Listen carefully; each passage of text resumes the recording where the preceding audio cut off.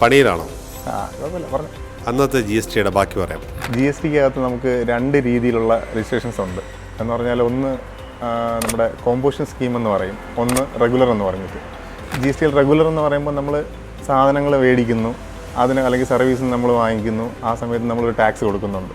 Okay, അത് നമ്മൾ കൊടുക്കേണ്ട സമയത്ത്, നമ്മൾ ടാക്സ് അടയ്ക്കേണ്ടി വരുന്ന സമയത്ത് നമ്മൾ ഓൾറെഡി പർച്ചേസ് ചെയ്യുന്ന അല്ലെങ്കിൽ സർവീസ് ഒബ്റ്റെയിൻ ചെയ്യുന്ന ആൾക്കാരുടെക്ക് നമ്മൾ കൊടുക്കുന്ന ടാക്സ് കുറച്ചതിന് ശേഷം ബാക്കിയുള്ളതാണ് നമ്മൾ അടയ്ക്കേണ്ടി വരുന്നത്. അതാണ് റെഗുലർ. പക്ഷേ ഇതിനകത്ത് വേറൊരു ഓപ്ഷനും കൂടെ ഉണ്ട്, കോമ്പോസിഷൻ എന്ന് പറഞ്ഞിട്ട്.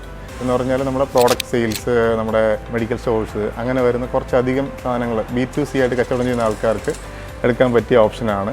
അതിൽ നമ്മുടെ സെയിൽ എത്രയാണോ, 1 lakh സെയിലെങ്കിൽ നമുക്ക് അതിൻ്റെ 1% 1000 രൂപ അടച്ചു കഴിഞ്ഞാൽ അത് നമുക്ക് GSTക്കകത്ത് ടേൺ ഓവറായിട്ട് റിഫ്ലക്റ്റ് ചെയ്യാൻ പറ്റും. നമ്മുടെ ടാക്സിൻ്റെ കാര്യങ്ങളും ക്ലിയർ ആയി പോകും. അതാണ് കോമ്പോസിഷൻ സ്കീമിൽ പ്രോഡക്റ്റിൻ്റെ കാര്യത്തിൽ വരുന്നത്. അപ്പോൾ ഇതേ സമയം നമുക്ക് സർവീസിനും കോമ്പോസിഷൻ സ്കീം ഓപ്റ്റ് ചെയ്യാൻ പറ്റും.